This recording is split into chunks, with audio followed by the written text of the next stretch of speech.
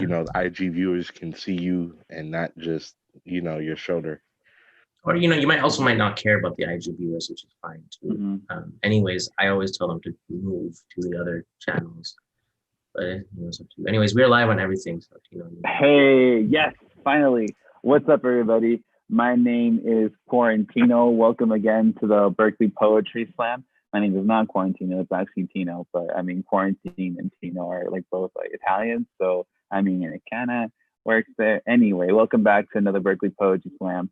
I will be your host tonight. We have an amazing lineup of poets coming tonight and a dope feature. But before we get started, I have to share a couple things. You know, obviously, it's the whole Patron Shout Out. So if y'all have been watching and tuning into our show, we have the show is possible because, you know, we have a bunch of money coming in through our Patreon donation. So we have to give out a big shout out because, you know, capitalism is merciless as hell, but like we still have like a bunch of people who contribute their you know, some monthly funds to make sure that we keep the show up and running and keeping our poets paid, our features, like, you know, well, like, you know, doing workshops and all that good stuff. So if you want to get involved and be a part of this, go to patreon.com/Rich Oak Events and donate there. We have different tiers of things that you can donate to, whether that be $2 a month up to $100 a month. Some special people we have to shout out to this month are Emily Chow, Kaleli, and Renee Edmonds for being regulars, Jessica Kozakic for being our monthly Patreon workshop sponsor. So before our shows, we actually have workshops that people come through and write.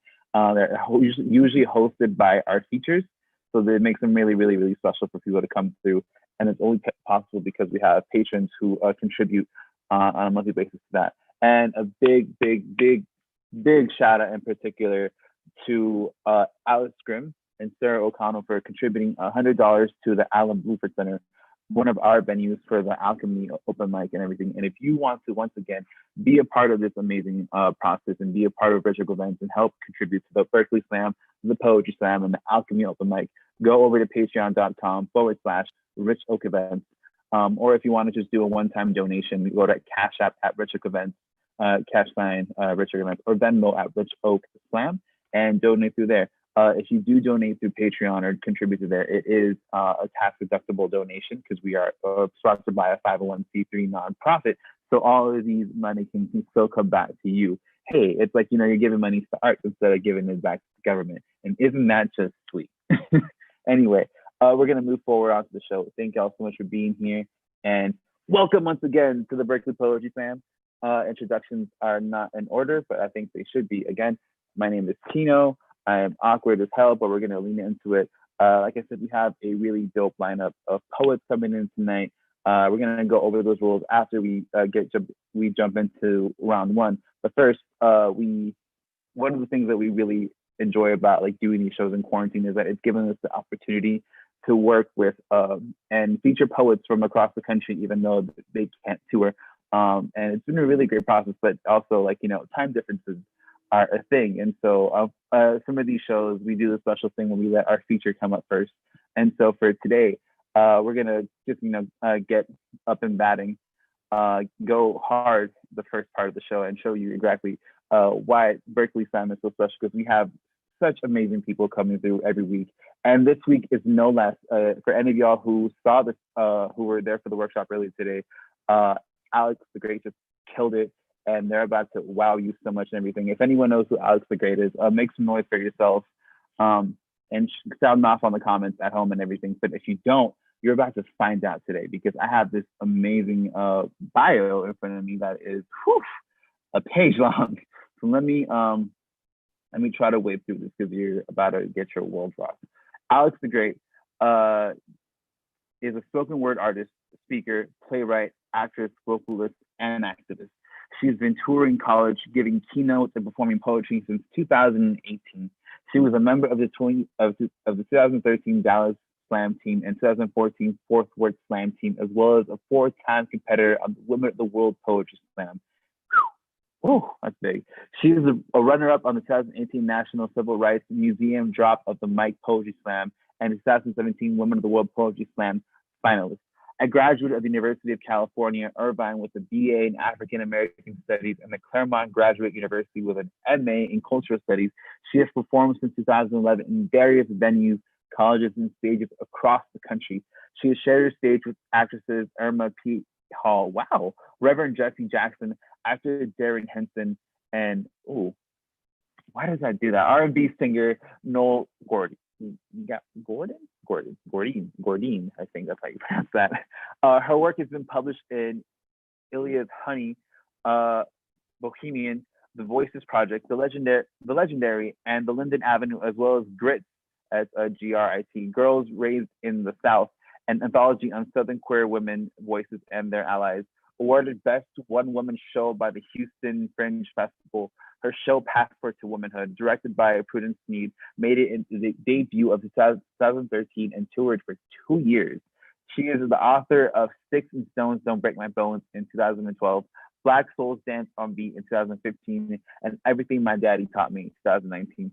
Recently, she has an opportunity to create a scholarship for other folks in academia and African American studies like herself, called the Alex the Great Award for Black Studies Scholar. Wow, way to get back. When not performing, speaking, or doing other diversity work, her 24/7 job is being a mother to a vivacious 3-year-old little girl. Her self-care routine involves peanut M&Ms and prayer and sleep. She lives by a motto: whatever you do, let it be told. You can find Alex's The Great work at www.alexthegreat.com, on Twitter at AlexTheGreat1, on IG at Follow the Great, and also at hergreatness.tumblr.com. But I've spoken enough.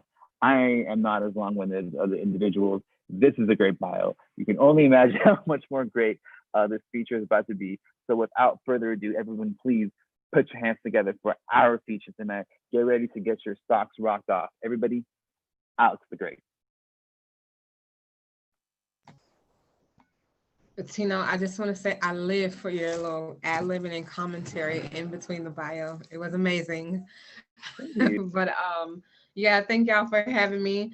I am originally from California, from East Palo Alto. I live in Dallas, Texas now, and I am happy to be here sharing space with you. I am going to do some poems and shit, if that's all right. So y'all, snap and clap, give us the ASL hands or whatever you got. Everybody in the Zoom, throw some love in the chat if you hear something you want or what have you. And so, yeah, let's start here. This poem is called Black Joy. I tried to call myself depressed once. Attempted to label myself a statistic to a sickness I had no true cognizance of. My throat wrestled my tongue back down my chest, said emphatically how this body ain't never been home to misery. Ain't no welcome mat or no visiting hours either. Instead, I chose to think of all the things that a gracious mouth would conjure up, about all the folks who love me, about a God who continuously saves me, about forgiveness, especially when I'm so undeserving. And even through all my sad days, my bad days, my I can't complain, but things could be better days, I found joy seeping through the cracks of my window pane, and iridescent sunlight on my dark days, a symphony to my beating heart, my inspiration. I found beauty in this melanin, my blackness, black joy. It's the wailing police sirens that don't pull you over. Because ain't no happiness that can ever warm a Black person's heart like limbering beneath the brink of death. When your whole life is a misfire in a chamber, an involuntary game of Russian roulette, you stay ever thankful for the miracle of breath. Black joy is that direct deposit here your account a day early, holding the big six in dominoes, winning at hand of spades, soul train lines, the cookouts, the family gatherings, the DJ playing your favorite song, the unspoken what's up and a dap or a head nod, mama catching a cramp around that third stroke of the belt, how the front porch stay covered in old folk storytelling, how the backyard carry traces of kin in its soil, grandma with an underhanded $20 bill handshake, that new job joy, newborn baby smell joy, grandpa's 85th birthday joy, hearing those 3 words, you've been approved. Black joy is a moment when the beat drop and your favorite auntie holler, oh yeah, that's my song, beating the odds, forging new paths, a life not reduced to a hashtag, creating a legacy, laughing carelessly, Sunday morning devotionals, the praise and the worship team, praise the person at church bulletin, knowing the meaning of those 2 words, but God, having a song to sing, fresh out the salon, looking on fleek, black joys being on fleek, tight, Slaying, on point, beat to the gods, Black joy is broken English, spoken in slang with a Mississippi backwoods southern drawl, that Midwest swing, East Coast Jones, West Side be so lit, Black joy is the prayer, the omen, the amen, early mornings on Christmas with family opening gifts, little black dress joy, three-piece suit joy, found some cash in my couch cushions joy, unspeakable joy. Black joy is at work in every breath, a testament to the power of active resistance, to defiance. This is Blackness. This is Black joy. Yeah, so I like to start off with Come on, poet, let's go. Yeah. Cause I feel like every time I do that poem, I'm you know, speaking it into myself more than anything. Times when I feel like I need some joy, I'm reminding, you know, myself that we got it in every way. So yeah. An ode to Congresswoman Maxine Waters. Behold, the day I saw your face and heard you speak, words churning smooth like butter from the udder of your lips, and not a flaw that I could tell. No mistake or misspelling behind the pronunciation of your throne. I am convinced that when the Lord created you, he did not break the mold, yet he invented the clay, manufactured the blueprint for what we now call Black girl magic. Oh, and don't they claim to love our magic, but they call it witchcraft when we actually start practicing. Forget that magic was used for both a cursing and a blessing. So when you lash them with the words, cut them with that double-edged sword they were not expecting. When a Black woman serves you with truth, it is a meal to be less desired, yet it is so good for you. It is a chitlins and the hot water cornbread made to thicken you up. I mean, cooked to toughen you, love. An auntie who does not fault you for your wrongs, sends you out into the world. She whips you up something good to eat before you can say no or thank you, greases your elbows and ashy knuckles. She catches all the rough spots, sends you out into the world, uses her magic to make miracle of your face before they make martyr of your body, teaches you that you are not made for consumption. You are no exhibit. You are no exhibit. You are the entire museum and the curator. She specializes in healing, knows some kind of wizardry, the kind that sure enough creates $1 out of 15. See, my auntie Maxine be the kind of tree limb that don't break, the kind of roots that knows its lineage. Water pure enough to wash you clean, but strong enough to drown you if need be. But she be so humble. Let her tell it. You don't have to read me my resume because I was there, standing on the front lines in the sit-ins, kneeling with my knees wanting to give out, but I never gave up. So y'all's president don't put any kind of fear up in me. I'm a strong Black woman. I cannot be intimidated. I do not yield not 1 second to you. I'm reclaiming my time, and I'm not going anywhere. Thank you. Yeah, I'm just running through these. This whole virtual feel really fucking weird. So yeah, I don't know. I can't see the time on my computer, so I think I'm good. I got maybe 3 more, 4. So yeah. Here we go. You got. What you said? Oh, I was encouraging you. You got this. Oh, okay. You got this. You got time. Don't worry about it. We love to see it. You clean it up. Sound like we back in the Baptist church. Take your time. Like, no, do not take your time. Reclaim your time, sis. Reclaim your time. Reclaiming my time. Yes. Okay.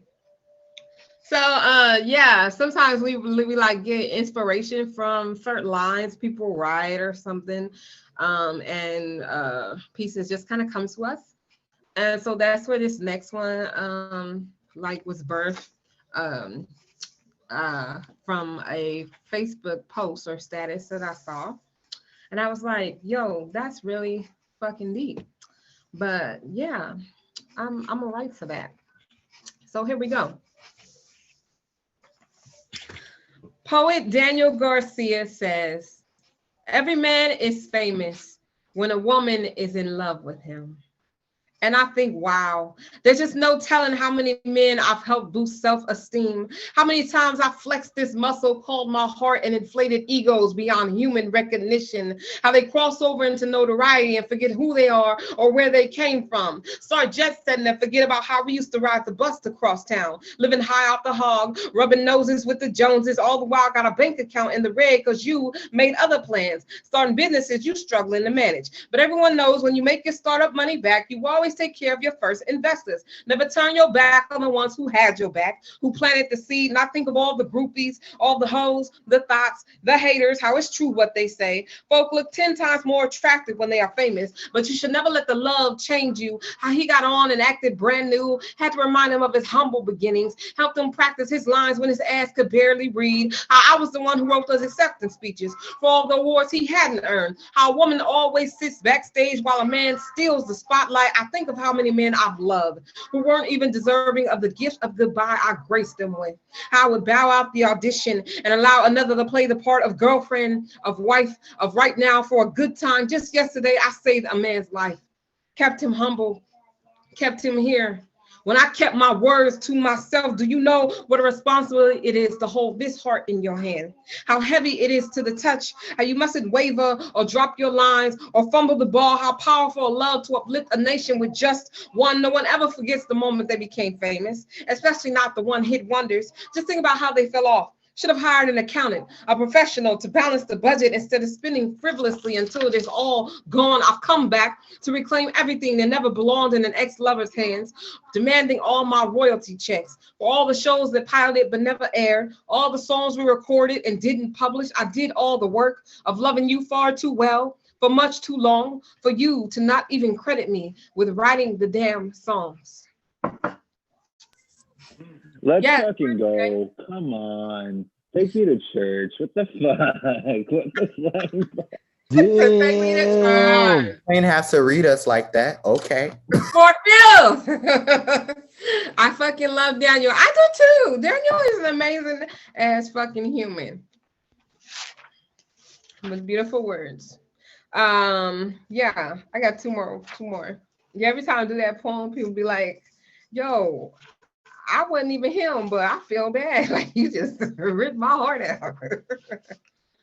But yeah, I'm having a good time, Berkeley Slam.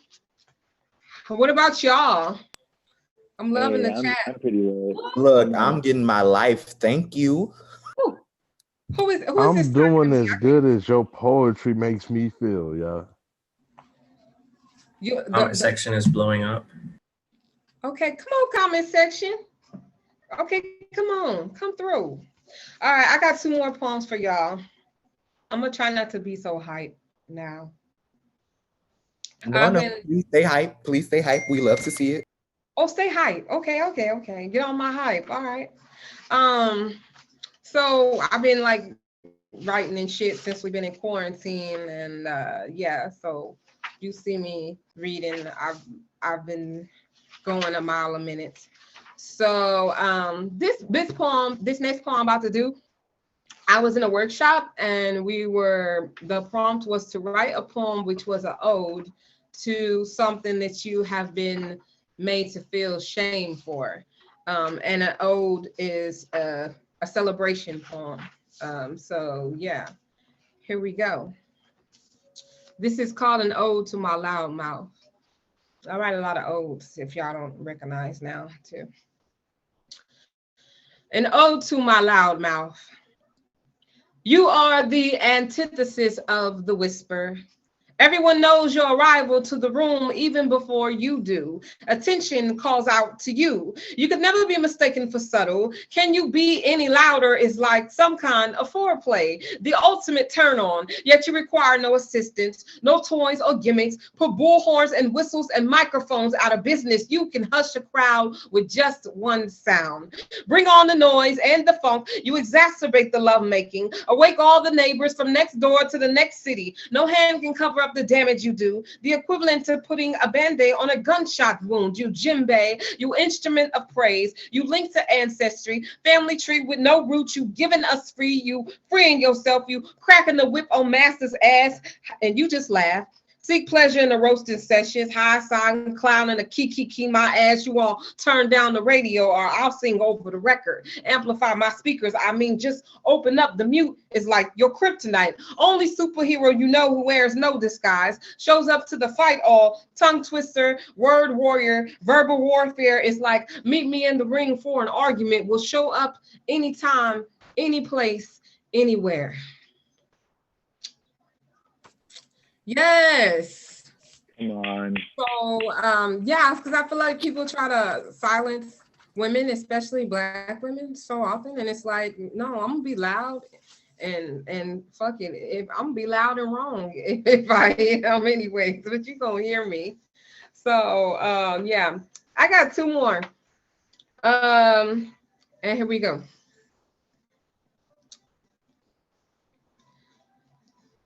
With any real game, you got to know how to play by the rules. I found that the game of life is just like a game of dominoes.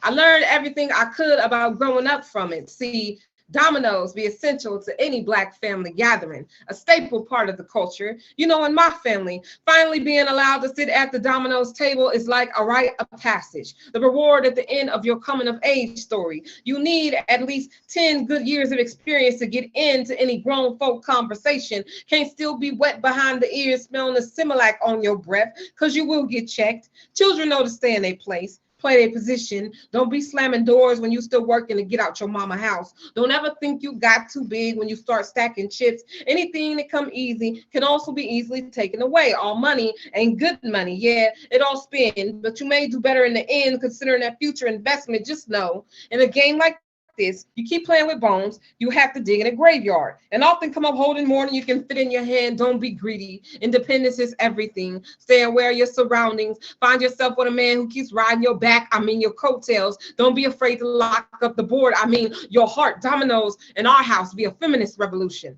It's nothing out of the ordinary for women to lead, to be the spinner, flipping traditional family dynamics on his ass. We count up our own money while the men wash the dishes, do the laundry, tend to these babies, and still work. A true partnership requires sacrifice, but also compromise. You got to know what's in your partner and your opponent's hands. Stay 2 steps ahead, but remember, intuition wasn't given for you not to use it. Keep reading more into a situation, you'll end up losing, or you'll find out what you didn't want when you started snooping. Basically, trust your first mind. Always know, you study long, you study wrong. And even when you ain't got the pen in your hand, keep a close eye on that score.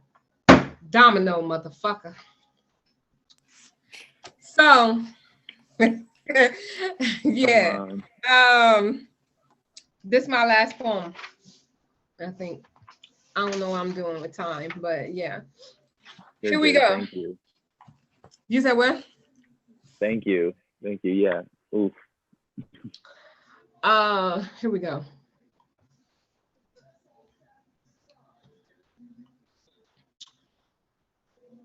Black women don't know how to do nothing but make it. Ain't got no other choice but to be strong. So I do it. Time and time and time again. And ain't no other bit of I'm sorry if I could you gonna put food on my table, so I hustle. Learn the value of $1 before I could even spend it. But you get news you were not expecting, and the bills stay overdue, and the phone keeps ringing. Everybody wants something. Too much take and not enough give when the test comes up positive. And his response was everything negative. He sold me false hopes and broken dreams of a happily ever after fairy tale that I bought foolishly. In fact, bet my last dollar on the possibility. So now I take this dust and dirt and lint and stress, and I crafted in the magic. See, but I was just fine being just me, just getting to know myself. So you came along spilling all of your everything bad for me on my floor. I almost slipped and fell on your bullshit till I remember where I come from. Realized my mama used to carry the family, her house, and her mind together on her last strand of hope. Whispered a hallelujah to the Lord, just praying to reach him for her kids wake up. I ain't gonna say she wrote the book on struggle, but Lord knows if her story should have been copywritten. See, my grandma worked them holy hands in a straight miracle, and even now, my sister showed me that ain't no woman ever needed a man to be a queen. She just pick up her crown. I got some of that go on in my DNA. Healthy, but it just gotta make it in my bloodstream. Black women reign supreme over. Don't worry about it. I'll figure it out. I got this. Never mind, be answering to everything like problem solver, waymaker, the messiah, get shit done like bitch, ho, excuse me, can you, will you, hey, always got all the answers. Can't afford to ask any questions. See, we always failing and crying, hurting publicly and acceptance, forgiveness and letting go, just be holding on, but we master survival so effortlessly. And who's to say where's the real strength? Affirming the shame and saying, yeah, I got my bad days. But I cradled the nape of my womb and I whispered, I got you. I didn't have the luxury of not being ready. I had 9 months to be selfish, got a lifetime to undo it. I got love to give. I'm surrounded by a village. I am blessed. Because you see, us Black women don't know how to do nothing but make it. Thank you so much for your time, Berkeley Slam. I really appreciate y'all. Let's go. Come Wow. on. Yes. Everybody. That Round was of applause. Sound off in the comment Thank section. you for the Fill those blessing. hearts up, fill those thumbs up, fill those like little heart emojis up, the little care, whatever it is. If you're on Instagram, show those like little hearts or whatever. Sound off in the comment section. I'm already seeing some of y'all. One of my best friend Missy commented earlier. I was like, wow, way to open up a fucking show like for like feature in the beginning. Yeah, we're doing it like that. Yeah, if y'all want to go support Alex the Great, the Cash App is Alex Gurley. Go hit them up and everything, and look out for their merch. I'm pretty sure you can buy some of their books online at alexthegreat.com. Yeah, wow. Link in the comments. So much. What was that? Oh, more comments. Yes, I believe. Yeah, follow them on Instagram at Follow the Great. Yeah, that is their Instagram. That is that. Go follow them there. People were snapping their fingers and like showing like the heart sign emoji and everything. Like the emoji with the hearts and the eyes and everything. That was great. I loved it. Yeah. Thank you so much again. I think just to share a quick memory, you featured at Oakland Slam last year and everything at the Battle of the Ages. I think it was in July, and I was just like, I remember you being there and just being like, this is exactly what we need there, because like if anyone's familiar with Battle of the Ages here in Oakland, it's basically a youth kind of led competition. Most of the teams are youth-based teams that are part of their own programs. So they are creative, and Alex was there and just tore up the set, and it was amazing, and it was exactly what the youth needed to hear. And even so it's just an honor to have you again, this time on the Berkeley Slam stage. So thank you again for being here and blessing us with your amazing work. Alex the Great, everybody. Yeah, thank you. Thank you. I appreciate the opportunity, and good luck to everybody slamming tonight, and love to hear you. Thank you. Alrighty, y'all. So that being said, we're gonna move on to round one of the slam. Audience, if everyone's tuning in right now, you are at the Berkeley Poetry Slam. That was just Alex the Great who sucked up your poetic world. Yeah, that's a thing. So welcome to round one. The Berkeley Poetry Slam. Audience, if you're tuning in right now, make sure to like and subscribe to the Berkeley Poetry Slam on Facebook. Follow us on Instagram and on Twitter at the Berkeley Slam. Up there, you'll be able to find updates of us when we go on live. If you want to go sign up for next week, because the poets who are coming up tonight, who we're about to see, are competing for honor and for glory, but also for cold, hard, electronic cash. Yes. So yeah, that being said, we have 5 amazing poets coming into the first round. Oh, I think, did Daz ever come into the chat? Is Daz here? Roll call. I don't believe so. No, Daz never made it. Okay, cool. There are only 5 poets coming up tonight for the show. So yeah, so we have, the order of tonight is going to be Reggie, Maya Elise, Poetress Denise, Calvin Merkus, and Jasmine. Yeah, those are all the poets for tonight. Before we go on into the show, I'm going to give y'all some of the rules for tonight. The poets you're going to see basically have 3 minutes and 10 seconds to spit whatever they want. They have no props, no musical accompaniment, none of that, no nudity. We promise you, this is a family show. No one will be ruining their clothing tonight. And if they do, it is going to be a profile. They will be disqualified. After the 3 minute and 10 second time thing, there will be a penalty. The poets will lose points for every other 10 seconds that they go over. Once you hit 4 seconds, the poets will be muted. It's not because we don't like their poetry. They are long-winded, but it's more so because we want to respect the time of the poets who are coming right after them. So poets, make sure to, like, not go over time and everything and whatnot. And basically, all the poets are going to move on to round 2. And then, yeah, I'm trying to remember if I'm forgetting anything after that. So points for tonight, we have 4 judges, actually. We have judges tonight who are basically going to determine what the poem is going to look like. Judges are going to score the poems from a 0 to a 10. 0 being the lowest scoring number of the night, 10 being the highest scoring number. So 0 is like, like this election, like caught in a Groundhog Day, where like it just keeps getting exponentially worse, kind of thing. A 10 is like, there is no democracy, there is no capitalism. None of these things that plague humanity and our people's necessity to like oppress people is like not a thing. A 10 is just, wow, utopia, perfect. Yeah, that's kind of like what we're kind of going for. There's not a lot of 0s. There's not a lot of 10s. I love 10s. So judges, make sure that you are giving these 10s. Don't be swayed by me, be swayed by the audience, because audience, guess what? You have a job tonight too as well. You, along with the rest of these poets who are in the Zoom, have the responsibility of cheering these poets on. What does that look like in a virtual world? That looks like hitting the like button. That looks like hitting the heart. That looks like hitting that little emoji that they added to Facebook like a few months ago. That looks like sounding off in the comment section of a certain line that you like. It looks like saying, "Go off, poet. Let's go, poet." Like, like even if you're like, like that little asterisk snapping fingers, like, let these people know that you care about what they're saying, because it's a lot to get in front of it. Like, you're on stage to like share your poetry and be like, hey, this is something a little vulnerable that I have to share with you. And to do this in a not only a public forum, but a like worldwide forum, anybody can tune in right now and see this. But like, these poets are brave enough to come here and share their own work and everything. And I think we should encourage that. I think we should basically share as much love as we can. So yeah, if you see something and love something like you did tonight, like you did with Alex's performance, sound off in the comment section. Yeah, let's see, I covered that. I covered the rules. I covered the audience. I covered the judges. Am I missing anything? Word of the day. You're right. I'm always missing word of the day. So at Berkeley Slam, we have this time-honored gimmick.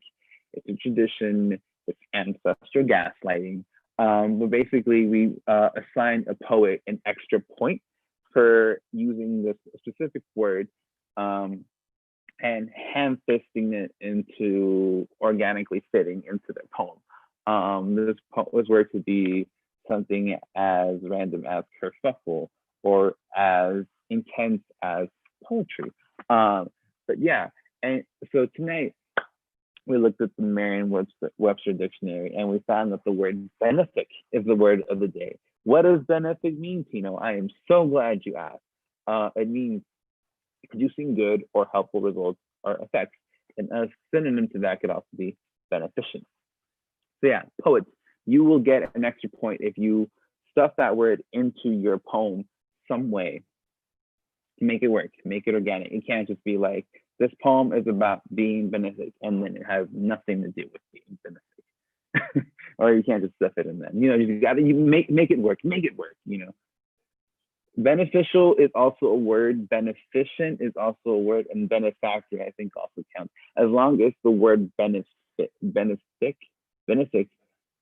or a derivative of the word is being used, the point will be assigned. And poets, audience, don't worry about the numbers. Our lovely scorekeeper, Prophet, has all of that taken care of. They will take care of the numbers and all the good thing and whatnot, because we have a little spreadsheet. Shout out to Zach Goldberg. Thank you so much.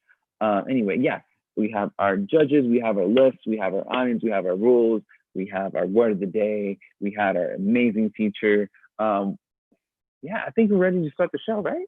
Yeah, I think we are. Yeah. How we feeling? Y'all ready to start the show yet? I need grumbles. Yeah, okay, someone's excited. Yeah. Yeah. Cool. Yeah, you know what? better We're do not that. ready yet. We're not fucking ready yet, because you know what? We don't have a sacrifice.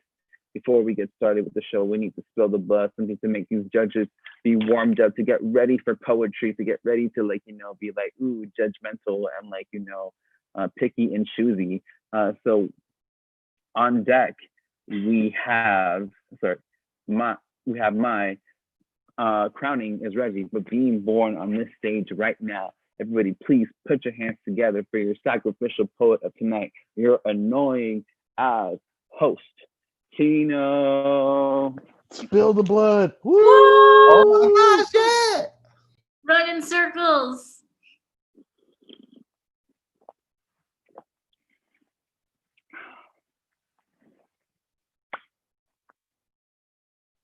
También de este lado hay sueños. On this side too, there are dreams. Janine Cummings. And so I should be grateful she put a brown face on the mask of an unnamed immigrant.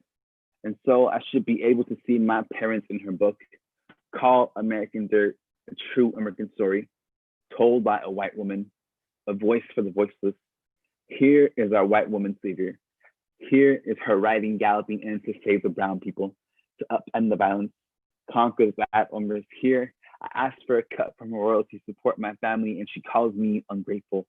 7-figure book deals and 69,000 kids in cages later, she is still comfortable. Uses her American visa to unfurl the wall for herself. When I say she is profiting from a story that does not belong to her, she calls Latinos part of a cartel, a border, under the El Dorado that is satiated with a proper pillage. I call her white noise, and she proceeds to create an abundance of static. She begins to sob and say how sorry she is that I bothered to profit. Humanize my parents. Janine hides behind her tears the way all white women do. I tell her white women are synonymous with evasion to me, and she cries more. All white women do is embellish a narrative and cry when they are called liars. Says, or no one appreciates her work, but her white audience is still buying it, are quick to profit her and heckle me. I tell her I'm uncomfortable how quick she makes herself the victim. Like I haven't tried to cast my family as resilient, just to have her write them off as hopeless. And yes, I am bitter how all our stories survive because of us, handed down from generations just for her to call it anthropology. How she says La Frontera, but her voice is the wall undocumented. People have to crawl over how she can quote everything, and people believe it fell from her mouth first. También de este lado hay sueños. On this side too, there are dreams. Armando Alanis Puñuelo. Get it right, Janine. None of this work is yours. These aren't stories you can bleed dry, but you try anyway. Feminism so American, it's new wave imperialism. White saviors so well-meaning, I empty my pockets in exchange for my trauma. She must think this is some kind of mercy. She must think we're incapable of escaping our violence. She must think she's doing us a favor. No one is voiceless, not the way you claim us to be, but you aren't interested in making yourself a platform for us. So fuck your book. Here I am ready to write you out of existence. Here is all the money you profit off, given back to dead people.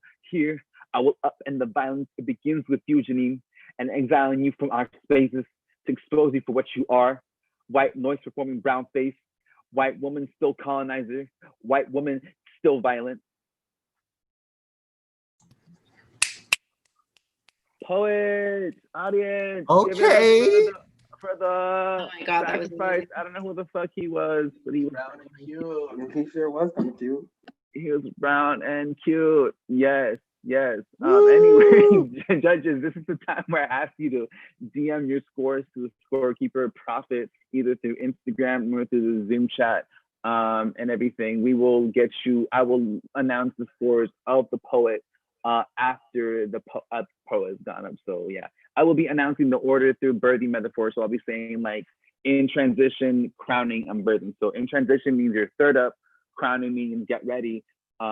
Get your poem like ready to go because you're about to come up right now, and then being born means you're coming up right now. So like get all cute, doll yourself up, like do that last minute part, and it's gonna be all cute. If I can find this fucking list, because I tend to I closed. No, I didn't. There it is. There it is. So in transition is Poetess Denise, crowning is May Elise. And being born on this stage right now, everybody, please put your hands together for the first poet of the first round, Reggie. Yes. Woo! Can y'all hear me? Yes. Lynn. A hood nigga's dissertation on colorism. Fuck your nuance. Some of y'all light-skinned niggas get on my goddamn nerves. There's something about constantly needing validation from blackness while simultaneously distancing yourself from everything that reminds you of it that screams bitch. You can't actually sit with us. And it's hard to be seen when these Martin Luther King, Talcum X, Rachel Dolezal ass bitches are taking up all the space, absorbing all the light, speaking with my voice while I disappear into the background of my own oppression, and you, in the nonsensical rambling of your incoherent negrosity, want to complain that you can't say nigga without feeling your grandmother's racism threatening to crawl from your throat, while I don't know, an actual fucking nigga, am too busy dying on your mismatched tongue. And if Jesus is in fact a black man, y'all must be the cross that he was crucified on, because that's just like a light-skinned nigga, to be both instrument and evidence of death and still be praised, still be worn around a white man's neck, a symbol of peace or diversity. We niggas will be the first ones to pray for you and the last ones to be in your prayers. You say, God bless the white man, God bless the wolf, God bless the sheep's clothing, but never the niggas,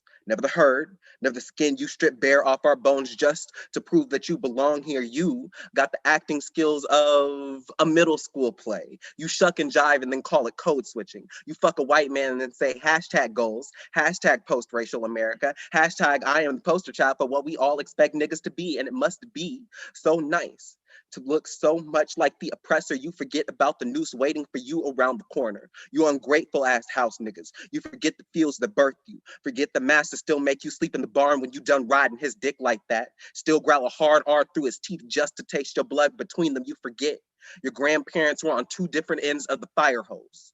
Two different sides of the sit-in, sides of a history you claim to know so well. You flip-flop motherfuckers, you unreliable assholes, you chocolate and vanilla swirl-faced niggas. Do you know how quickly they will turn on you? How they will sell a black body just to make a fast dollar? Whiteness is taken just as easy as it's given just as easy as you pass out black cards.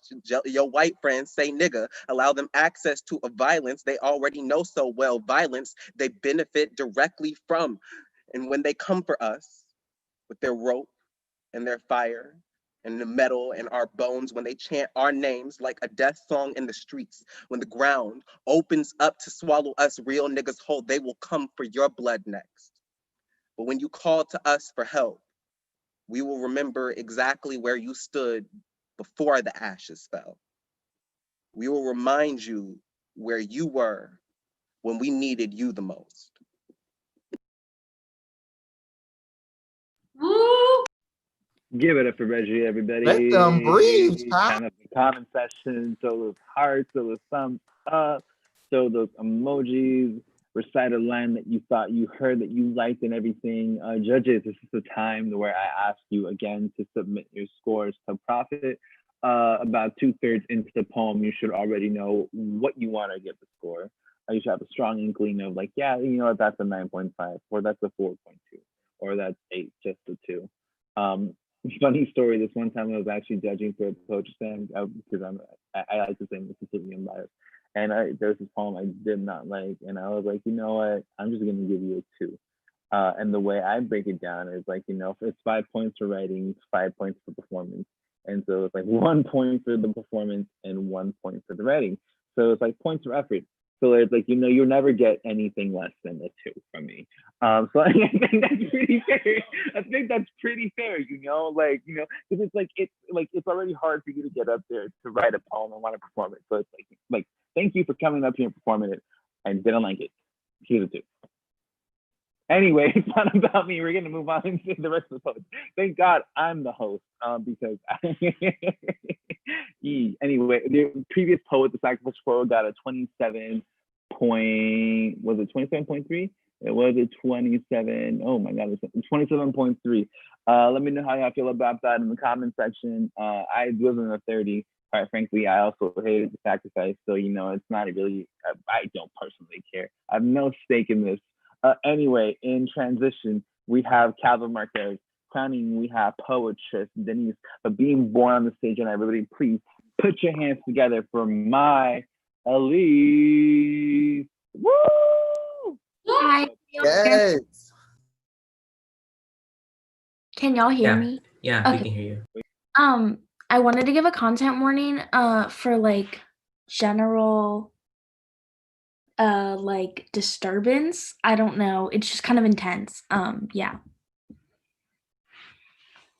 I go to church every Sunday. Still don't believe in God, still refuse to believe that someone would choose to make my life this hard.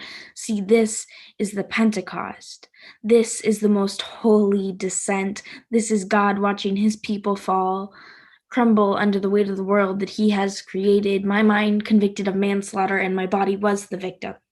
Took all my anger for the world and slaughtered my organs as if they were continents, carved my femurs into pedestals for the disciples to rest on because they couldn't quite walk on water the way Jesus could. My good days at war with bad thoughts and the nails digging through my hands seemed to win. Isn't that how the Bible reads anyways? From dust God made man, and man made dust out of the world he loved. I have slaughtered my body day in and day out, murdered the muscle I built with my fists. And God bore land that he laid down from his back, put in his muscle to make the masses, made a noose out of the snakes he created for me to wear in the darkness that he painted. I fell out of Christianity. I was told I was benefic, learned I was more than a sacrifice, and this is to say I have sweat drip from the seizure, make me spit up all the dirty water that you tried to baptize me in. My skeleton in shambles, pull apart my arteries, looking for my peace of mind, tear through my stomach, looking for the good kind of butterflies, finding moths with wings stuck in acid drip, burn holes in my hands, make me feel like I have been crucified again. Scooping acid, pouring it into a bowl, my skin becomes the bowl, and I cannot escape the sourness of my own body. I take these moths, let them out of my rib cage, they do not move. Learn to live stationary, to live without growing. Maybe they look like me. I take the moths, let them return to my intestines, take my skin and mold it into a bowl again. The revelation was never to take out the sourness of my body. It was to make it sweet, churn acid into wine that will become my blood, that was water, that is holy, my body made for worship. My hands hold each other to create a shrine. Hands write, sing, praise, pray. These hands a birthplace of song, of dance, of God. How holy it is to find God in your own mind. Thank you. Woo! Wow. Give it up for my everybody. Hey, thank you so much, my judges. Now is the time for y'all to send those scores over to Prophet. Yes. Oh my God, I'm loving the comment section. Everyone's being so supportive. There's people like doing the whole like clap emojis. There's people responding to Reggie's poem. There's people responding to my poem. I just love it all. The previous poet, Reggie, got a score of 29. Audience, let me know how you feel about that, because I think personally, whack. It should have been higher.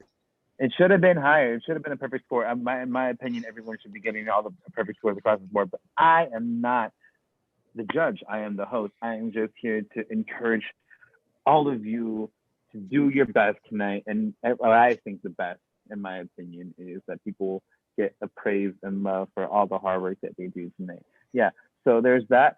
So yeah, we're gonna close off our first round. So before we do that, I'm gonna just make a quick announcement, quick shameless plug about our workshops. Because here at the Berkeley Slam, we love writing. We like to push the art form. Like, you know, if it's an envelope, if art was an envelope, Berkeley Slam is pushing it. Sorry, that was really whack. That was really whack, chair whack. But basically, before the show gets started at 7, we usually have a workshop that's led either by the teacher or someone here at the Rich Oak staff and everything. And it's a time for anyone who wants to come through to, like, you know, finesse their craft or work on new poems and everything. We usually have our features come through and present us with a really good prompt, bring some poems in, and it's a time for people to share, grow, and encourage.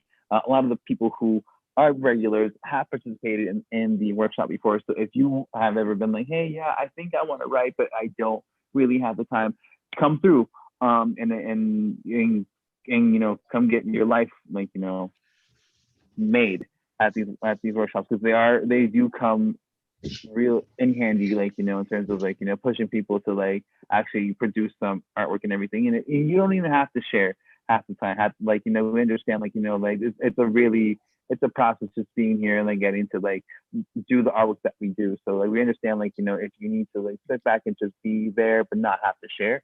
But eventually, like, you know, if you do feel inclined to, like, be a part, like, sharing everything, that's completely up to you. I am going too much into the workshop because I, like, you know, it's my baby. And I like the fact that we can, you know, rope in our features to come in and pay them a little extra to do that. Yeah, so there's that. So if anyone wants to catch these workshops, come through before our shows get started around 7. We usually share the workshop Zoom link on our Instagram post and also on our Facebook event post. So if you ever want to look and see, like, hey, where the workshop is, every Wednesday at 7 p.m., come stay plugged in, follow us on Instagram, on Berkeley Slam, and you'll be able to find the information there. But I am rambling. I will be going on with the rest of the show because in transition, we have Jasmine crowning as Calvin Marquez and being born on this stage right now. Everybody, please put your hands together for the poetress, Denise. Hello. First of all, I want to thank Poetress Lay for referring me and Prophet for helping me out, and certainly the Berkeley Slam for this opportunity. And I'm not sure if some of you probably are aware, but today would have been George Floyd's birthday. Okay, tribute. I see America is going through birthing pains, needed to get baptized and born again. 200-year-old baby still sucking his thumb, couldn't see people as people, so much hate it was numb. Hate makes you not see, not feel, not hear, not heal, not speak, not seek, not taste. The bitterness the heart becomes, not smell, the stench of ignorance passed down. You see, hate makes you miss emotional milestones, spiritual milestones, human development milestones. People teach it and speak it and pass it on and on. It's like a kitten being taught us to fish. Now, wouldn't that be some ish? Teaching that is not even fair. The kitten will drown in the ocean, the fish will drown in the air. It can't breathe when it's not in the right element. George could not breathe with all that hatred and strife. Who taught Derek Chauvin that his thinking was okay because it cost America George's life? Hate makes you not grow, not know, not think, not lead, not show, not open, not close the door to discrimination. Intimidation. Be a sheep, not bold. Keep your mouth closed. It's a threat. It's intimidation. It's follow the leader in a racist nation. The peer pressure of racism is a pressure so tight it's like a white-only socialism. You know that's not right. From the 50s and 60s, this country is mentally messed up. We shouldn't be here today. It's 2020. What's up? We made computers and cell phones, but America wasn't growing. How could those 4 officers not be knowing? 4 descendants, French, Indian, Irish, and Chinese. How could you come to this country and turn your back against me? Shame, shame, shame on you. Each discriminated against, and this is what you do. They say America is like a quilted blanket. Somebody bleached, starched, turned it into a white sheet. If you don't grow from crawling, how can you walk? If you don't grow from mumbling, how can you talk? We put a man on the moon, but where's the man in your mind? Who taught you to be evil, not loving and kind? Hate makes you not teach, not preach that racism is wrong, that discrimination is ungodly, that profiling is a set up for the mind to become messed up. Hate makes you stupid. It makes you dumb. The more articulate words, look how low we've succumbed. If you pull out your wallet, you get shot. If you go for a run, you get popped. If you concede hands up, you still get shot in the back. If you express yourself, killed in a cell for talking, that's whack. Hate takes the human out of you. It takes your mind. It says wrong is right and the truth is a lie. Hate makes you not speak, not seek, not teach, not reach, not feel, not heed, not heal, not pray, not say you're going the wrong way. Let's turn this around today. Racism is taught. Stop teaching it. Racism makes you weak. Stop seeking it. We have 5 senses. The human body is right. It's designed to tell us when thing is not right. Hate makes you not think, not heal, not speak, not tell, not touch, not feel, not sense, not smell the stench of 200 years of hate, a bitterness too ugly to taste. Hate makes you not wake, not dream, not see, not seem alive, conscious, or aware of a live human being. That's your own brother right there. Hate makes you not see, not be, not you, not me, not us, not we. We cannot breathe. This was not the United States. This was not the home of the brave. So let us be. We hold these things. Let us be us, the U.S., these United States for all. And this time, for Black people too. So let these birthing pains turn into growing pains, and may the real America stand up and be born again.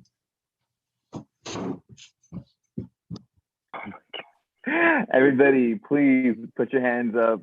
Put your hands up. Please clap it up for poetress Denise. Like, wow.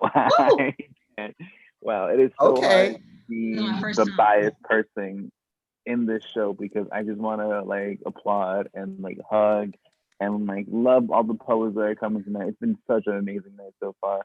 The previous poet, got a 28.1.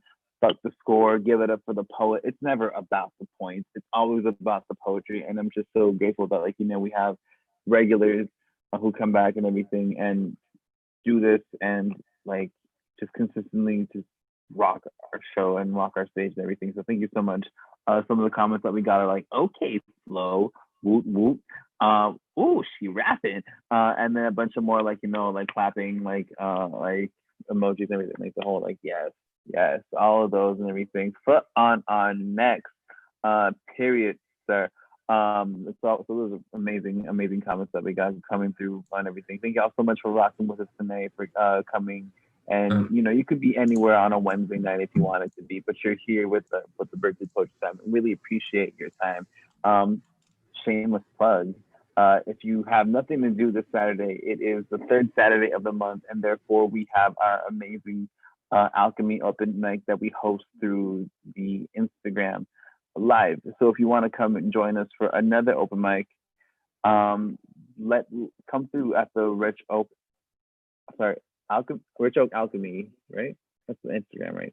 Rich Oak Alchemy, Instagram and everything, and go sign up over there and come join us for an amazing time. My best friend and also founder of Rich Oak, Colin, will be hosting the show. Co-founder of Rich Oak Events will be hosting the show over there, and it's going to be a gang time, along with Chardonnay will be hosting the workshop before the show gets started. So yes, on top of also doing workshops before the Berkeley Slam, we also do have workshops that we host before the Alchemy open mic on Saturday. So this Saturday at 8:30 Instagram Live, but at 7 we have a workshop through Zoom. So go on to Alchemy, the Rich Oak Alchemy Instagram, and go follow us there for more information. We'll be posting about that soon. Yeah, that being said, we're gonna move on because we're basically already done with the first round. Actually, so could you give a little, could you stall for a second? Because we're having to restart the Instagram stream real quick. Absolutely, of course. So yeah, that's really interesting. As soon as I'm plugging Instagram and everything, the whole thing goes down. I'm gonna talk about Patreon, because Patreon is super important, and like I mentioned at the beginning of the show, it's part of the reason why we are able to operate and do our things today. So basically, part of like why we do this is like, you know, is like we want to make sure that like, you know, people that come through in our space are also getting paid for like the work and the art that they're doing, and that either goes through prize money, that goes through like, you know, making sure that we pay like these amazing teachers like to either come in and rock our stage, or like, you know, run a workshop for us, and even our staff too and everything. So like, you know, because as much as we do love the art and we do love this work, you know, we want to make sure that people are being sustained and being paid. So like people who do donate through Patreon are helping us, you know, make it so that we can like be sustainable and budget out for like the rest of the year, and make it like, you know, keep bringing like, you know, these dope like features back like every single time and everything. Like I mentioned earlier, Alex was one of our features that came through at Oakland Slam, and we were able to like, you know, bring them back again this time around for Berkeley Slam, and also to not only feature but also do a workshop. So yeah, so if you like what you're doing, if you like what you see here, and you like have rocked with all the other features that have come through in the past weeks, or like support just the fact that like, you know, they were out here like, you know, trying to make sure that we get like, you know, fledgling up and coming writers like to get paid, like, you know, please go over to patreon.com/Rich Oak Events. Over there, there's different tiers you can sign up for, either from $2 to $100. Our last tier, which is the $100 tier, actually is money that we give specifically, that goes specifically towards the Allen Blueprint Center, which is the resource center in Telegraph and 25th Street Avenue in downtown Oakland, and it's a anti-police anti-police brutality resource center and everything, and it's one of the home for alchemy. We would not be anywhere if it wasn't for that place and everything. And so part of us being here is also wanting to understand, like, you know, we are giving back to the community. We are being not just like, you know, doing these shows for free for the community, but also making it so that people, that the venues that are sustaining, are keeping it there, also have something to go back in the pocket. So yeah, go support us at patreon.com. And yeah, if you do that, it is a tax deductible donation. We are a 501c3. We are sponsored by a 501c3 nonprofit. Cool. Yeah. Patreon spiel is over. Arvin, am I still buying time? Okay, we're live now again on Instagram. We're live again. Thank you so much. Alrighty. So in transition is round numero dos. Crowning is just being born on this virtual stage. Everyone, please give it up for Calvin Marquis. Woo! Can y'all hear me? Indeed, we can. Can y'all hear me? Yep. Yeah, we can hear you. Can you see me? Yes, we can see you.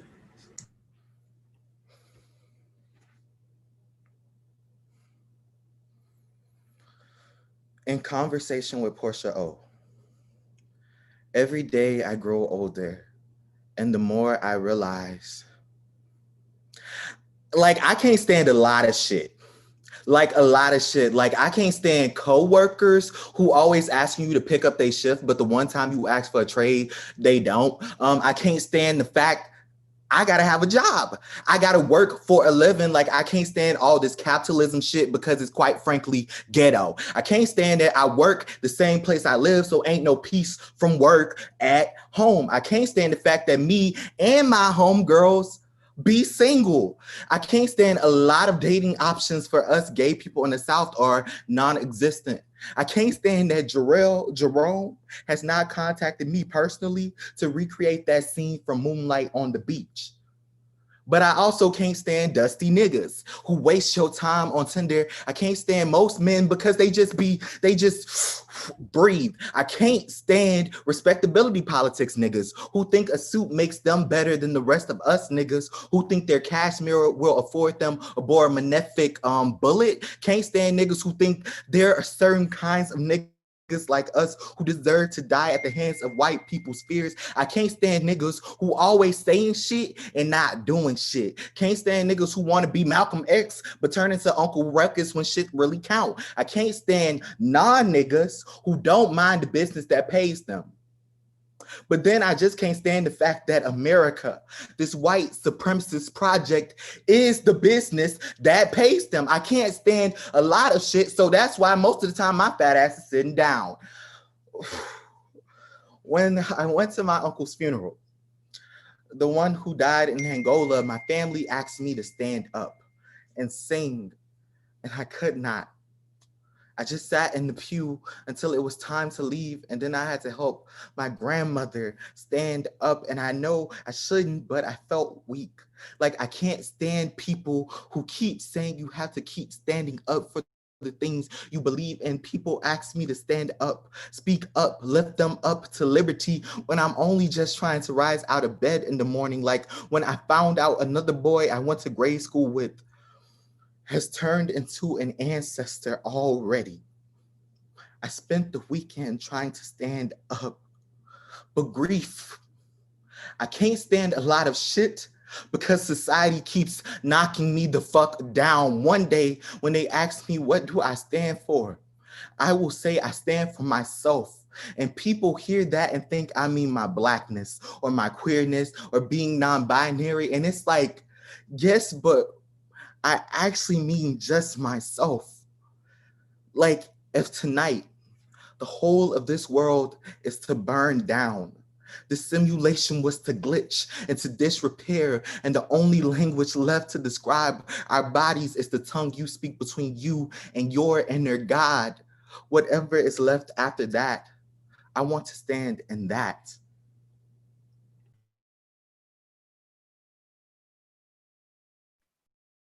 Damn, give it up for the poet, everybody. Sound off on the comment sections. I want to hear that noise. I want to hear those likes, those hearts, those care signs, whatever social media platform you're on. I need to see the love in the virtual side right now. God damn it. It is so hard being biased in this bitch. Sorry. Well, that was my bad.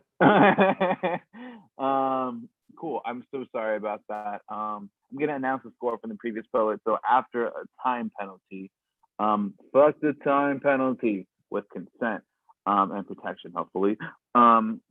Denise got a 25%, so 25 even.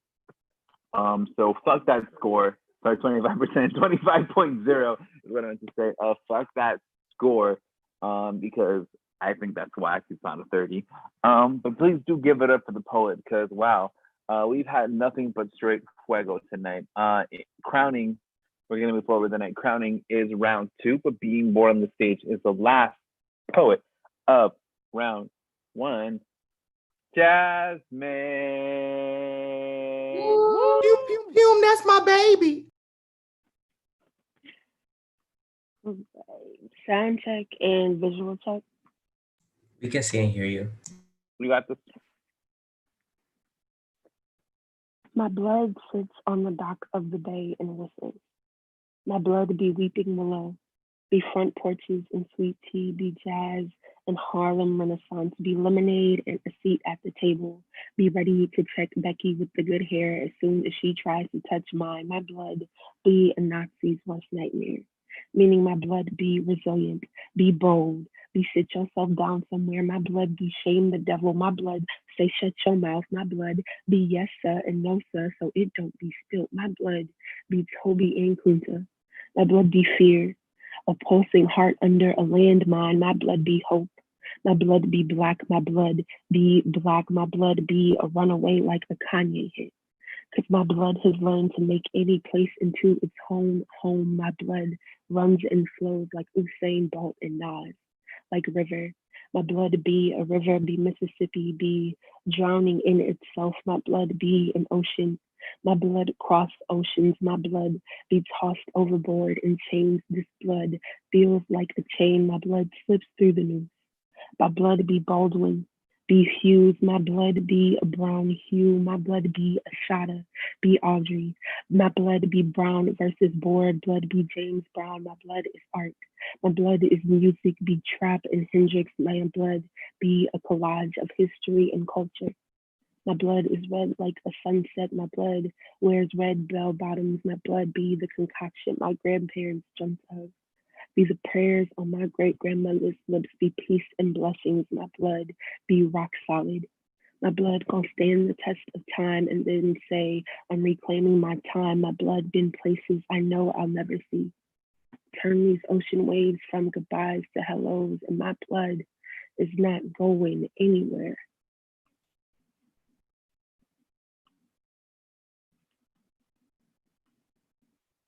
Come on, let's go, poet. Gang, gang, gang, gang, gang, gang, gang. Yes, Jazz. Everybody, please sound off on the comment section for me. Hey, okay, cool. I'm gonna read the score of our poet after that previous poet after a time penalty. Really hate those bitches. We have a 28.5. Everybody, please do the score, but please do love the poet because the score is not a 30, but that poet totally is. Hey, anyway, yeah, that being said, we're gonna move on to round 2. Judges, please send your scores over to Prophet right now. For the previous poet, we're gonna get the ball up and rolling for round 2. So for round 2, everybody, it's just a reverse order. So if you so basically a reverse order of your parents. So if you went last, you're going first. If you went first, your last round, you're going last this time. So it's like boom, boom, boom, boom. So and just to not confuse anybody, I will read the order of round 2. So in this order, we have Jasmine once again, Calvin Marquise, Poetry Denise, May, Elise, and Reggie. In that order, appearing in round 2. Everybody, please give it up for those poets. Yes, and if anyone is confused at all of the order, it is in the comment section. Go check that out for yourself. Yeah, cool. If there are no questions, no comments, no concerns, I am going to plug one more thing before I move on to round 2, because next week we have a double feature whammy special going on for y'all.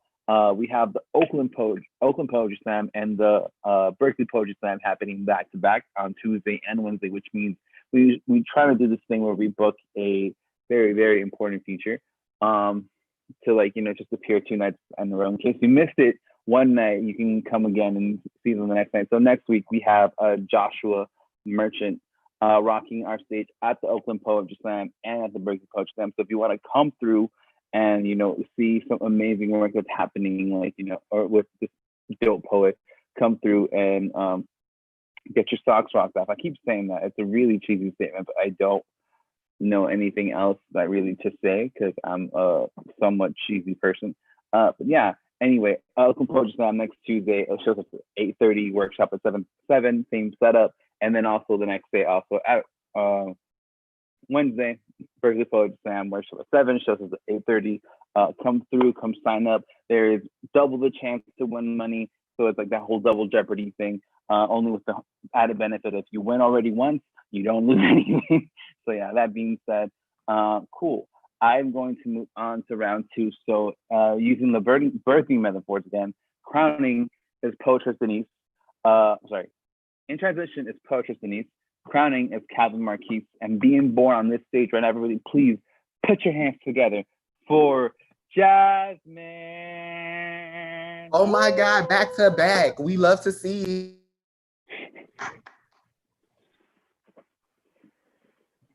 Your masculinity is so toxic, you're the #1 cause for pollution in America. Your masculinity is so toxic, you should walk around with a caution sign around your neck. Your masculinity is so toxic, people mistake you for a Britney Spears song. Your masculinity is so toxic, you yourself are the toxic trait. So toxic, you always got a better woman's name in your mouth. Your masculinity is so toxic, you got me wheezing. So toxic, you hop on social media every other day to ask the fellas if eating fruit is gay. Your masculinity is so toxic, you make me physically ill. So toxic, you swerve to avoid your emotions like they're a pothole. You only speak in your mama jokes. You bench press kegs. You pray to Hulk Hogan in Future. You walk into a bar and try to beat everybody up. You can't watch movies if they ain't rated V for violence. Your masculinity is so toxic, your beard interrupts conversations to mansplain things to random women. We get it, Jeff. You know what words mean. Your masculinity is so toxic, you make walking through the park a competition.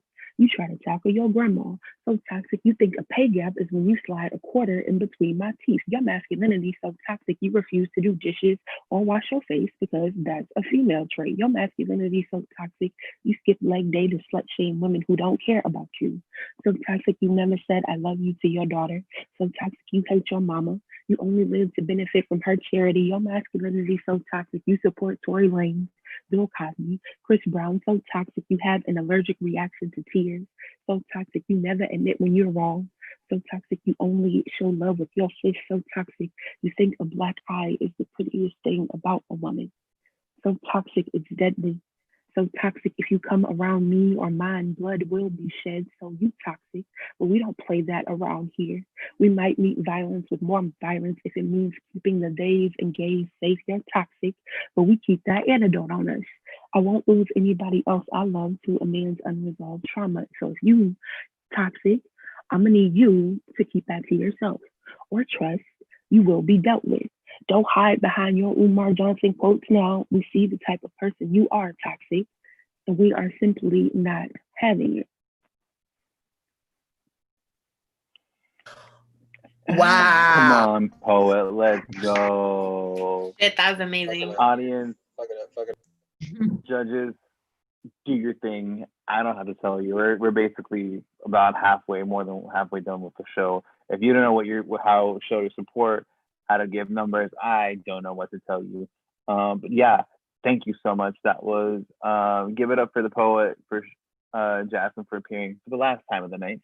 And round one, that was beautiful. Wow. I am at a loss for words because I just don't know what else to say. And it's so hard being biased. And that being said, in transition, we have my Elise crowning is poetry, Denise, and being born on this stage. And everybody, please put your hands together for Calvin Marquise. Woo! Welcome the poet again one more time. Everything good, sound, visual. Yep. We Yeah. got you. Yes, both of them.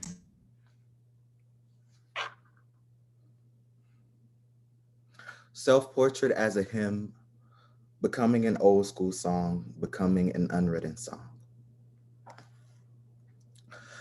Pass me not, oh gentle Savior, hear my humble cries. One, to crack open God, the God of the body, split the vocal cords, make the sweet boy sing, thin strings like the nerves ropes you bought with the money meant for the collection plate, you heathen. This why you leave stickiness on everything you do. Two, pass me not, they sing, and you think, pass me now, pass me over, pass me, pass the past. Three, boy, what good is your mouth if you praise a man who cannot offer you a salvation? He will ask you to disrobe, and the only baptism you'll find is your sweat and his sheet, and the guilt following you the morning after in the pulpit. For child, your mother named you in grief. Do not name yourself in shame. They just need to talk with their God more. Five, I know I've been changed. I have the slaughter to prove it. One, they want to love themselves. They want to love themselves like a Al Green song. They want to love themselves like they talk about in them old records in the attic. They want to love themselves like Al Green hoots and croons about. Sha-la-la, sha-la-la, sha-la-la-la-la-la-la. They love them so much, all they can do is sing gibberish. And ain't that what them old folks meant by speaking in tongues? Letting your heart and all of its hurt round your mouth, searching for a word to prove that you are here too. They are not smart enough to not say that they want to love themselves. The truth is that they do. They just want to feel like they love themselves. They just want to feel like they love themselves on more days than not. Sha-la-la-la-la-la-la. Silla. One. I keep starting at the beginning because I am trying to be here. I'm trying to be loved on my terms by a boy who knows my body, sees it, and does not think conquer or labor. I want all that is meant for me. I want my prayers off back order. I act like my heart is guiding me forward, like Moses parting the sea. And I keep coming back to one. I am trying to be here. Believe me. Two. Each day I wake up, and is that not ritual enough? Three. Each day I greet myself. Each day I open my phone's voice notes and sing, and I stumble through melodies.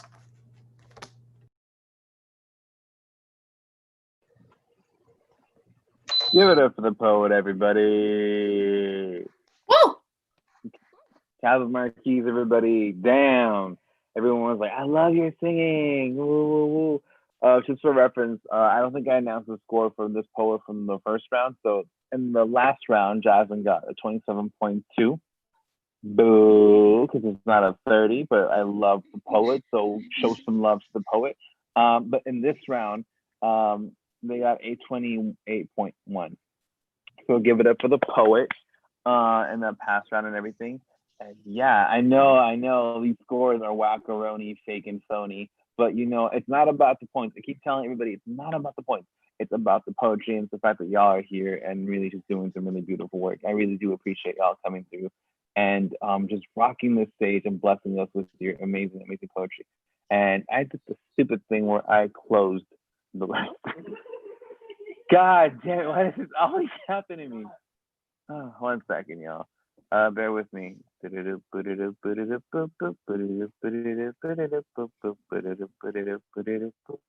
you, Colin, for sending me the link. Yeah, there we go. All righty. Technical difficulties. So in transition is Reggie. Crowning is my Elise for being born on this stage.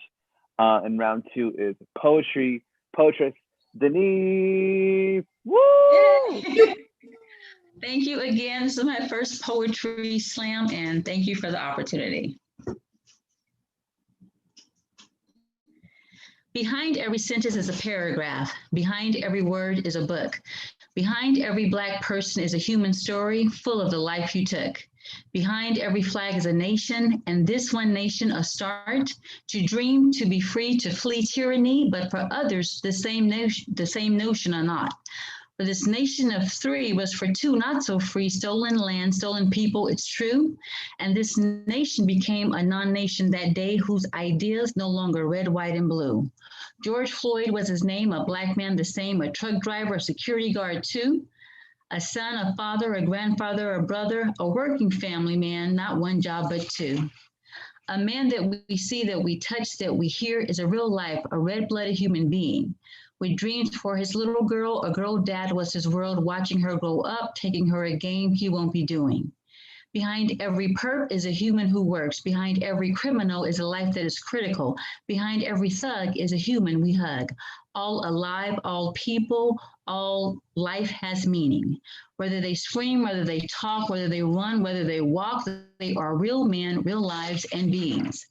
Like when white families make mistakes, we want ours to live too. Perfect men God did not make. These are humans. You see, a human component is sometimes things don't go right. We argue, we fight, we freeze, we take flight.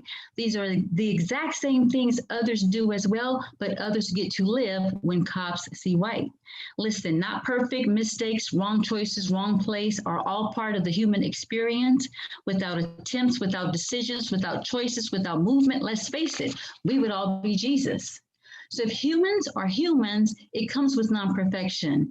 It comes with mistakes and even defiance. It comes with disagreement, questioning authority, challenging authority, even non-compliance.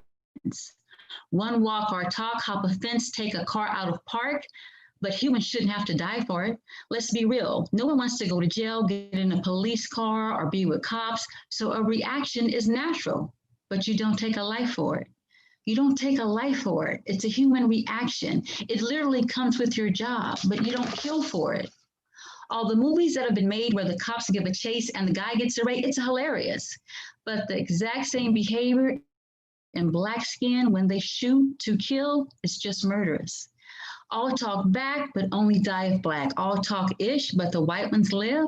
It's the exact same behavior, 2 different responses. America, wake up. You see it with your own eyes. For cops, this is not the same country. This is not red, white, and blue. Not us, the US, but me or you. If it's Black, it's bad, kill them. If it's white, it's all good and just a little misunderstanding. And when a Black is stopped, it's turned into a Black hunting. Recognize this is backwards. We are going backwards. The country's going backwards. America is not growing or getting better, but going backwards. Behind the barrel of a gun is a daughter, cousin, or son, a mother, a father, a grandparent, an aunt, an uncle, a grandson. That's kinfolk, relatives, friends, and family are youth. So how do we say it? We are human like you. It's why we said Black lives matter too. Because Black lives and white lives should be one concept, not 2. Human life should matter equally to all the ones in green, tan, or blue. Behind the barrel of a gun is actually a human. So we appeal to the human in you because the one the gun is pointed at is a loved one, a human being too. Okay. Give it up for the poet, everybody. Gang, gang, gang, gang, gang, gang, gang, gang. Poetress Denise. Judges, sound off in the comment section. I don't know what to tell you. We only have 2 poets left right after this. If you don't know what you're doing, you should already know. Please do not let me reach my hand across this virtual screen to grab you and shake you mercilessly to get those words into our profit. Anyway, yes, let's see. Yeah, I don't know what else to plug. Oh, I know what to plug.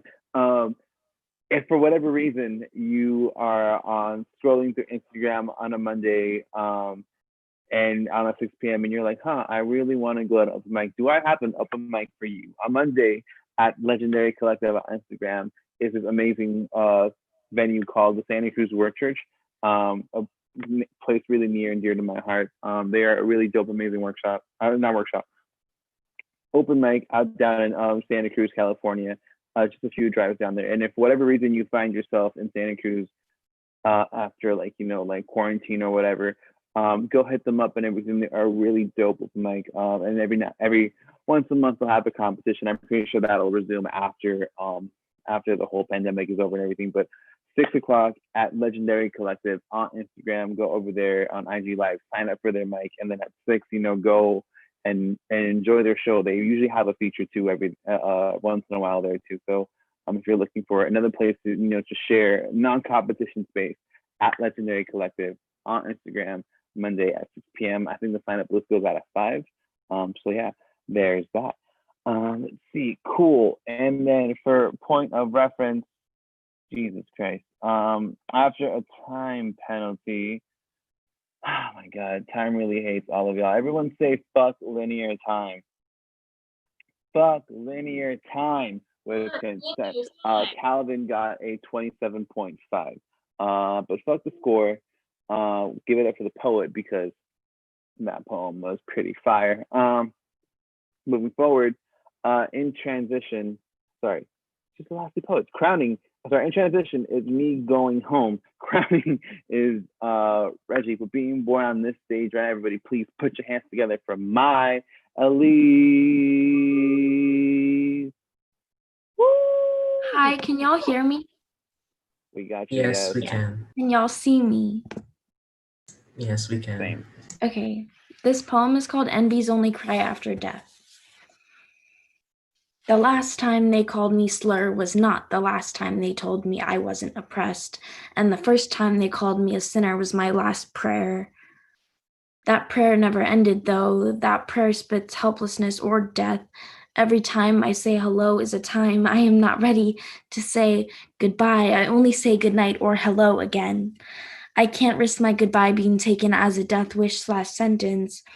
Yet you never see a life sentence on the white cis straight man. I already wear my straight jacket, just waiting for the chains to tighten around these wrists, hands still clasped in prayer. I used to have chain necklaces. These days, the noose is the only thing left I have to adorn my chest with.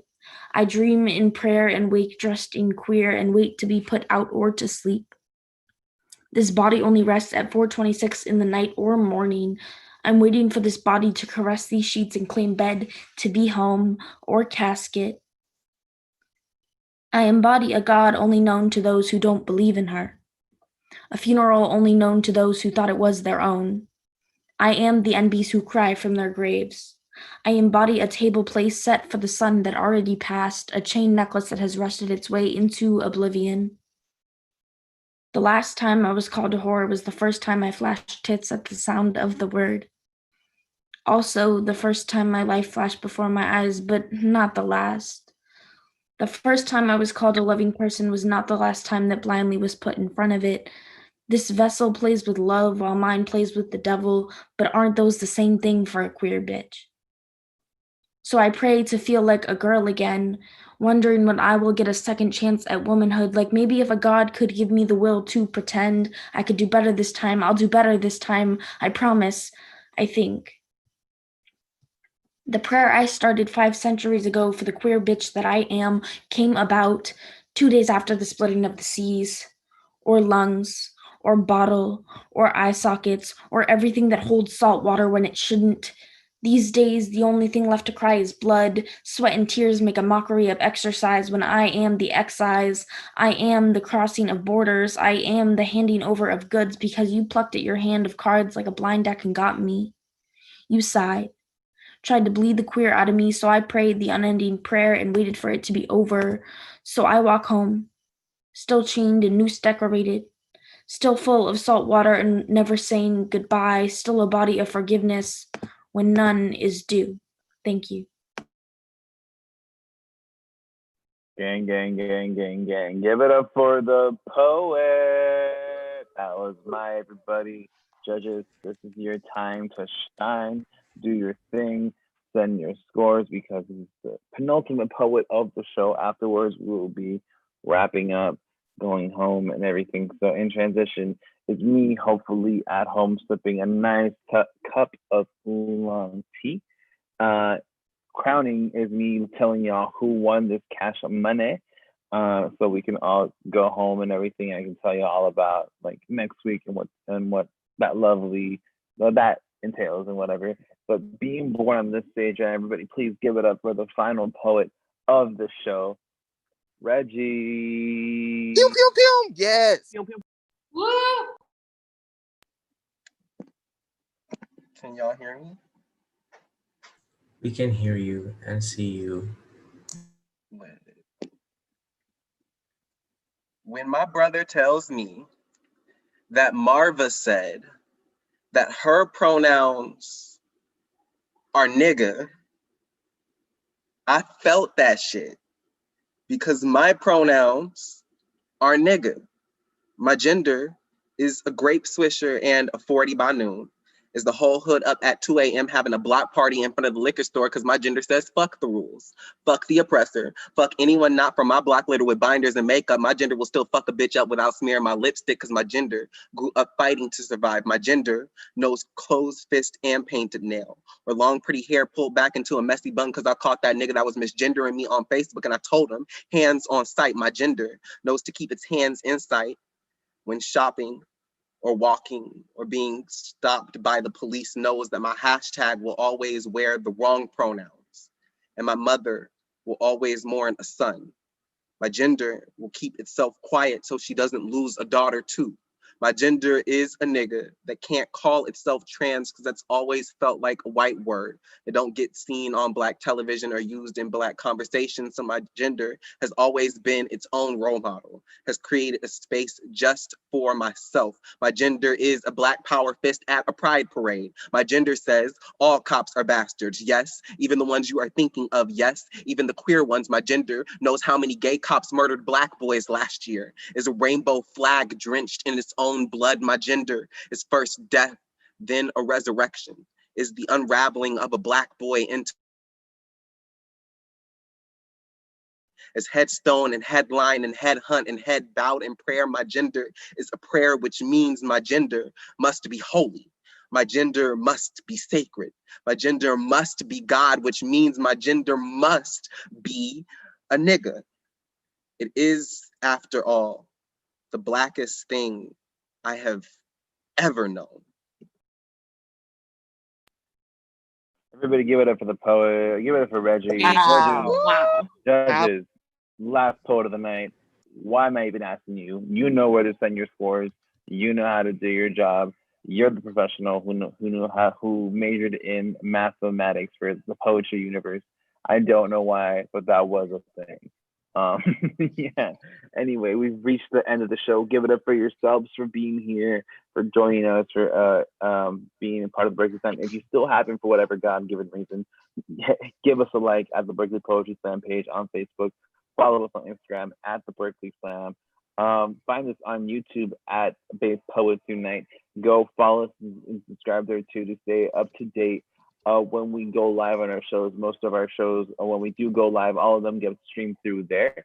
And then they also get saved on there too. So like whenever you want to go back and be like, that feature was really amazing. When did Alex feature? Oh yeah, let me go scroll through the history and it will find you right there. Trust me. And if you want to look through our rest of the list of like our amazing features, we have you all unlock and save. Anyway, let's see. I did not. Oh yeah. Okay. I'm not a fan of this because I hate rules. And if it were up to me, this would just be up a mic. But it's not up to me, and this is something that was set in stone before me. So I'm just that's a torch, and I'm gonna pass it along. After a huge time penalty. My poetess Denise got a 22.9. Fuck that score. I loathe it. I resent it. I rebuke it. But please give it up for the poet, because my God, that was some straight fire. They gave us an entire both rounds on top of that. But yeah, and then mine got a 27.7, and then Reggie got a 28.3. So give it up for the poets. Fuck the score. It's never about the scores. I always tell people it's not about the scores, and I really, really do mean it. Like, you know, trust me, I've been in the early days of my poetry career, I've been like, oh my God, I suck because I can never place like top 5. And then like I literally stopped giving a fuck about placing, and then I kind of just started getting better, because I think I realized that I wasn't writing for. At first, I was trying to write for an audience and try to write for people to, like, you know, to validate me, but like, you know, like I kind of don't need people's validation. And at this point in my life, I'm like, okay, well, fuck everybody. Like, you know, I don't need your opinion. If I feel good about myself and good about my writing, then, you know, then that's on me, and that's not on you for you to help me validate. That being said, I am getting all the scores right now for all the positions who are being placed. So here at the Berkeley Poetry Slam, we give up roughly like we give out $100 worth of cash prizes. We split up between the top 3 poets. Third place gets 20, second place gets 30, first place gets $100. Not 150. My bad. What am I talking? 50. $50. My bad. I had to, like, you know, wake up on that. I'm sorry, y'all. I have work in the morning at 7, and I opened up a coffee shop earlier today at 5 a.m. So like I am like buzzing with like no energy and fumes. But yeah, did I miss anything that I think I should plug before we let everybody go? Oh yeah. So next week, like I said, we have like a really dope feature back-to-back. Joshua Merchant will be featuring at the Oakland Poetry Slam on Tuesday, and then also featuring on Wednesday at the Berkeley Poetry Slam. So we'll be having, if you really, really love Joshua Merchant like we do, you'll get 2 chances to catch them back-to-back this month and everything. And then the week after that, we have our Spooky Slam. And so that really entitles what it means and everything. Come through, rock your, be Mexican as fuck, be spooky, and bring your bring your best Halloween costume and everything, and we're just gonna rock it out here on Zoom. I'm gonna see what I'm gonna dress up at, and not because, you know, you can't always be depressed for Halloween. You can't pull it off every year. At a certain moment, it gets stale. Everybody, I'm just putting that out there. Put some effort into your costume this year, because you're at home depressed anyway already. Yeah, so there's that. And then next month, I'm so excited to announce this. We will be the Berkeley Poetry Slam and the Oakland Poetry Slam and Alchemy will be taking a month-long hiatus for our shows. So we won't be doing any kind of open mic specials, kind of anything like that, or doing anything like feature-wise and stuff. However, we are putting together along with an amazing poet, a workshop program for everyone to come in through and enjoy, and be really, really fun. It's something it's with Janae Johnson, and I'm just excited to announce that because it's like, wow, it's like someone really, really fucking huge and someone I really admire. So if anyone's really interested about like these workshops, they're about to be like an hour and a half long.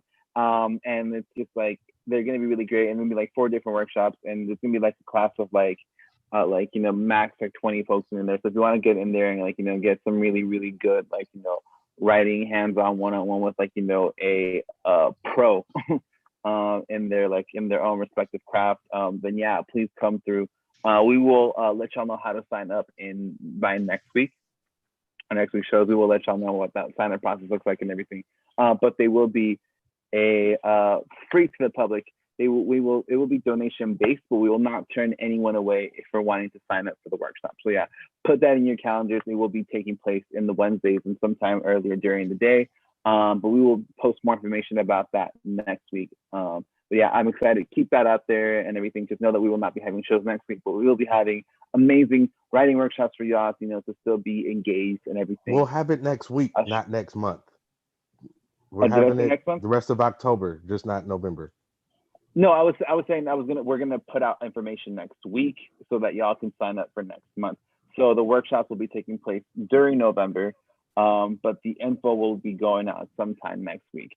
So yeah, so keep posted on our Instagram, our Facebooks, and everything. We'll let y'all know when the assignments for that go and everything, because we want to make sure y'all are writing and having a good time, and that we can provide those places for you. But anyway, I'm ranting and rambling. So yeah, and raving, and also being really cute. But it's also hella hot in front of this lights, and I want to let y'all go because I need to get some sleep. So if we can get some drum roll, please. In third place with a 55.8. Everybody, please give it up for my. Thank you. Winning the virtual $20. Yes. Thank you. Anything you want to share?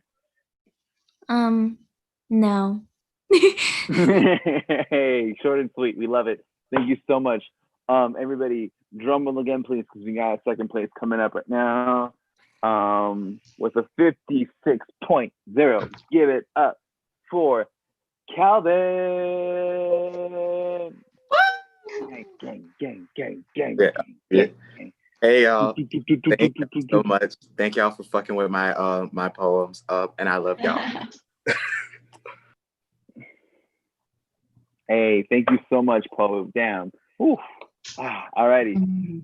Drum roll. Last time for tonight, and I can send y'all home one more time. Let me get that drum roll, because in first place is 57.3. Give it up for Reggie. Oh my God.